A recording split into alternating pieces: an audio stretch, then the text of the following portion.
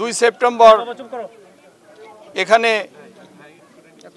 3টা পরিবার অগ্নিতে বৈদ্যুতিক শর্ট সার্কিটে অগ্নিকাণ্ডে এখানে ভস্মীভূত হয়েছে।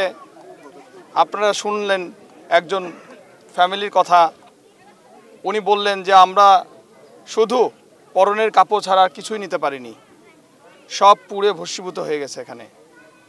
এখানে এই সংবাদটা অনলাইনে প্রচার হওয়ার পরে আমাদের প্রিয় নেতা, এই অঞ্চলের কৃতি সন্তান জনাব তারেক রহমান এই ফুটেজ দেখে এবং সঙ্গেই আমরা বিএনপি পরিবারের সদস্যদের উনি এই নিউজটা দিয়ে বলেন যে আমরা যেন এখানে সহানুভূতি জানাতে আসি।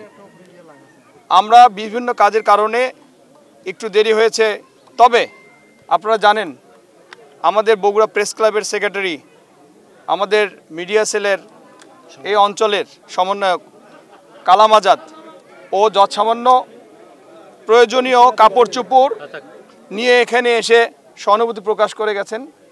তারপরেও আমরা আসবো বলে এখানে ওয়াদা ছিল, ওয়াদা পূরণ করতে আমরা এসেছি। জনাব তারেক রহমান পাঠিয়েছেন, কথা দিয়েছেন, সেই ওয়াদা অনুযায়ী আমরা আজকে ওনাদের পাশে এসে দাঁড়িয়েছি।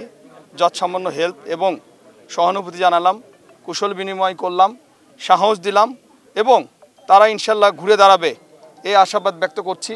এবং আপনারা এই অঞ্চলের মানুষ হিসেবে বেগম খালেদা জিয়া, এই অঞ্চলের পুত্রবধূ, সাবেক প্রধানমন্ত্রী এবং জনাব তারেক রহমান এই অঞ্চলের মানুষের কাছে দোয়া চেয়েছেন। আপনারা তার জন্য দোয়া করবেন, সে ইনশাল্লাহ অচিরে ফিরে আসবে। তবে হ্যাঁ, ইনশাল্লাহ তারেক রহমান এবার আসবে নতুন রূপে, নতুন একজন মানুষ হিসেবে। আপনাদের সঙ্গে কথা বলবেন, আপনাদের পাশে দাঁড়াবেন, আপনাদের কাঁধে কাঁধ মিলিয়ে দেশ গড়ার জন্য সে দৃঢ় প্রকল্পবদ্ধ।